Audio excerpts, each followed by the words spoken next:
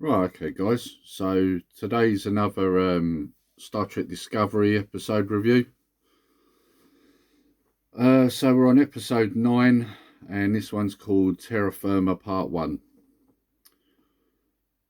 Uh, we'll get into my thoughts at the end, but we'll go through the story first. So, the episode starts with Hugh, the Doctor, talking to the grey-haired gentleman with the glasses that we've seen before. We don't quite know who he is, but it's obvious he's got some sort of medical expertise.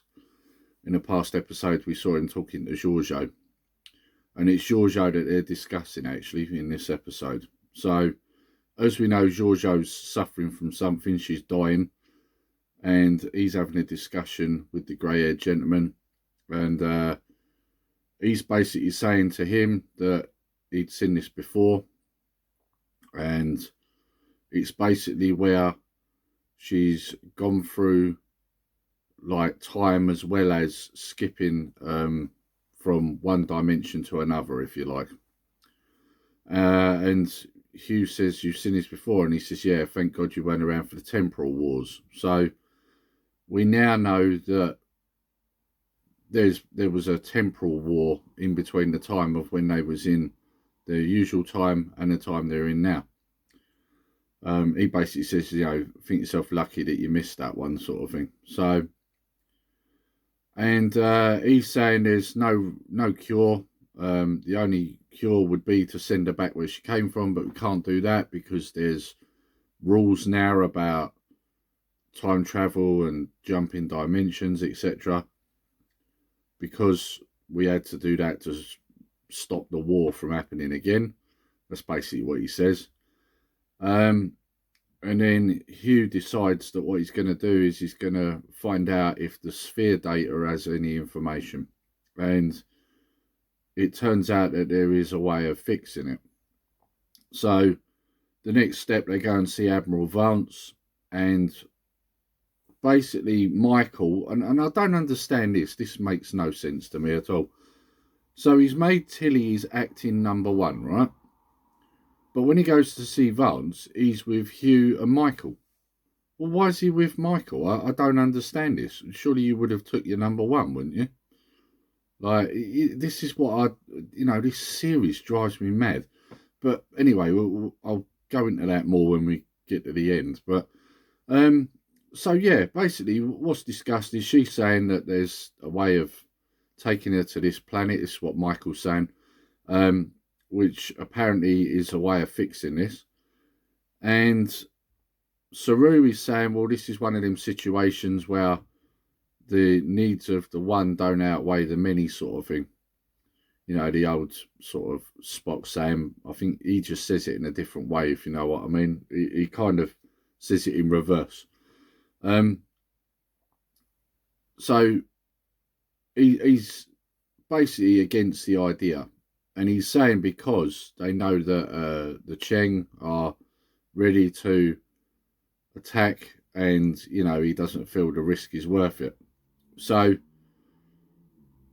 at that point, Vance sort of steps in and says, "No, take her there." Blah blah blah. Long and short of it is, everyone gets dismissed, and then he says to Saru, "Look, through all the things I've seen and all that, basically, if you don't take her, it'd be a mistake. You wouldn't be able to look at yourself in the mirror, and your crew wouldn't be able to look at you the same either." So he's basically kind of saying to him, learn from my mistakes. He says that we've had to make bad decisions, and there have been a lot of bad decisions. Maybe you should, or you should do this. So, and then he thanks him. So the next part is we jump to this planet.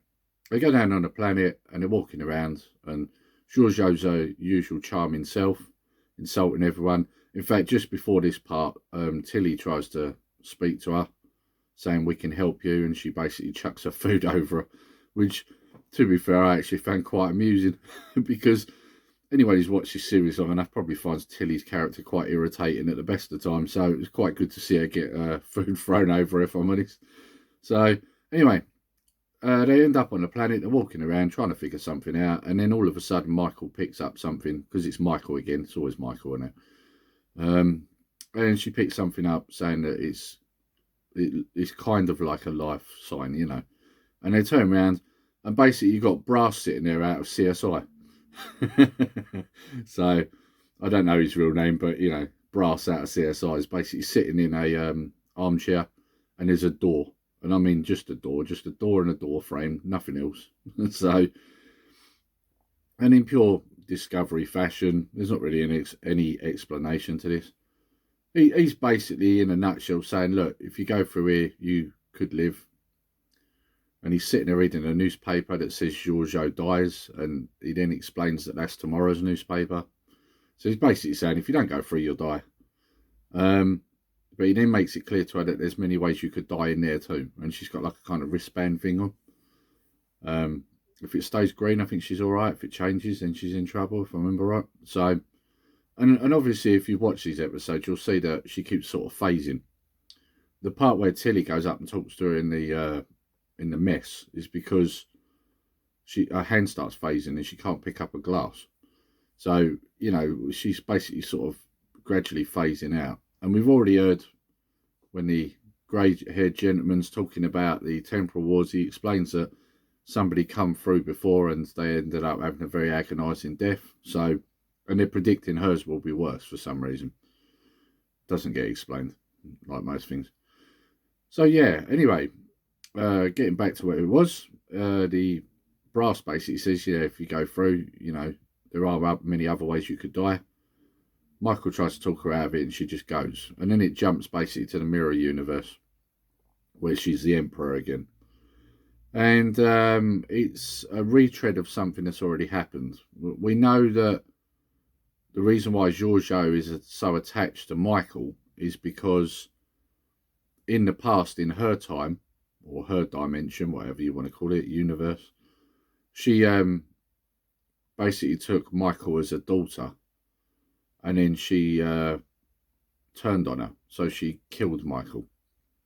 Because that's how things work in the mirror universe. Someone disagrees with you murder them. So, and it seems that she's regretted it ever since. So basically she's got an opportunity to sort of retread what's already happened and do things differently. And there's not really a massive amount to it from here on in. There's a part where she finds out that Luca, which of course we know Luca from the first season, he was one of them that crossed over from that universe. He's plotting to move against Giorgio, and that Michael's been sleeping with him basically, and so she's going to help him. So there we go. There's the part where she's turned on Giorgio. And as the episode goes on, Stamets tries to kill the Emperor unsuccessfully. She kills him, and they corner Michael in a corridor, and you know, by Tilly, but she's called Killy in this universe. Anyway, we won't get into that. It's a bit lame, isn't it? And right as she goes to kill her, she then sort of basically brings the sword to her neck, slightly cuts her, and this says, no, take her to. They've got some sort of device where they basically put them in pain, if you like. I can't remember what she calls it, but. And that's how the episode ends. But just before it ends, you see all the rest of the crew and that sort of look a bit sort of, what the hell's going on? Why didn't she kill her? And of course, this is one of the threads that's running through this episode, that if she don't kill people, that people will see it as a sign of weakness. So, yeah, no, that's basically where the episode ends. Right, okay. That's the long and short of it. Right, my thoughts. Okay. Like I said earlier, I don't understand why Michael's going to these briefings instead of Tilly. If Tilly's the first officer, surely she should be there. But of course, this is the Star Trek Michael show, so she's got to be there, isn't she? She's got to be everywhere. Even when Giorgio goes into the mirror universe. So of course, it's got to be Michael, isn't it? Because Michael is the hero of the entire universe. The whole show goes round her. No one else can have any type of storyline unless she's involved. So, you know, she crops up there. And then, of course, there's the fact that you've got the actor who plays Giorgio. And I've already mentioned before, I don't think she's a very good actor. I don't believe a word she says, you know. Don't get me wrong, I do find the character quite amusing at times when she's being sarcastic, and especially in this episode when she throws the food over Tilly. But she can't act, and you know. But to be honest with you, this show is overall so bad that even the acting's not the worst part of it. Like I said earlier in the season, it started off quite strong, and I was hoping that we wasn't going to end up with a retread of the other seasons, but I can see it's already going that way. And why? Get it together. I really do think the way this is going, I'm going to end up giving up on this. I mean, if I'm honest, the only reason I'm watching it is to do these reviews. It's not because I want to. I would have given up a long time ago. So, I mean, season 2 was bad enough. I mean, the thing for me, right, when you watch Star Trek in the past, it's always been about the captains. I mean, it has been about the crew as well, obviously, the interactions between them and that, but it is mainly around the captain. Why is it this show isn't? Why is it around Michael? I just don't understand. And a lot of people don't understand. That's why people don't like it. So, it was... I don't get where this show's trying to go. It really doesn't make sense to me. Which then, of course, brings in the point, what's the point of doing it then? Like, doesn't seem like you've got any idea where you're going with this. It just seems like you're thinking, well, it's Star Trek, we've slapped Star Trek on it, let's make some money. Because that's all it seems like. It's got no direction at all. It's like watching a series of the Star Wars sequel trilogy, where they're just making it up as they go along. And I don't get it. What's the end game with this series? Like, where's it heading? Makes no sense. So, yeah, I'm finding it very difficult to keep watching these, if I'm honest. Each episode seems to get worse and worse. Like, you're in the future. You've jumped a considerable amount of time. Let's see some of that future. Why do we keep going to these, like, nothing planets and, let's send her through a door and mirror universe? Yeah, we've seen the mirror universe loads of times. We don't need to see it anymore. Like, you're in the future, and so far we've seen nothing of that. Like, all we've seen really is that they've upgraded the ship and a couple of bits with the Cheng, and that's really it. We haven't really seen anything else. It's basically been nothing stories on nothing planets, like... Why? I don't understand it. Unless they're trying to save money somehow. Because, I mean, if you just do nothing and there's less special effects, you're really not paying out a great deal, are you? So maybe that's it. I don't know. But, yeah, this episode really didn't have a lot of substance to it. Other than the fact, the only thread that's really going through it is Giorgio's dying. And the reason she's so close to Michael in the Star Trek universe is because she killed Michael in the mirror universe and regretted it. That's really all the thread is with this. The rest of it is all just sort of, background stuff. Like, for example, there's a part where two crew members are fighting over a security position in the corridor, because that's how it works in the mirror universe. You have to kill the person to get their position. But we know that. We've heard this, we've seen this in episodes before. So it's, it's just a lot of retreading and 9 times out of 10 in a worse way. So, yeah, I didn't really enjoy it. And there's going to be a part 2 to it, obviously. So I have to enjoy that one next. So, yeah, I'm really losing the will to watch it, if I'm honest. Like, it really is getting bad. It started out this season quite well, and it's just, the wheels have fell off again. Like I say, like, what's the point of putting Discovery in the future if you're not really going to see any of that future? I don't get it. Like, it seems like the only reason they did it was to sort of please fans, because fans were irritated that it was in present universe and they were messing up canon that had already been done. So it seems like they only put them into the future to solve that problem and keep fans happy, but then they've showed you nothing of that future.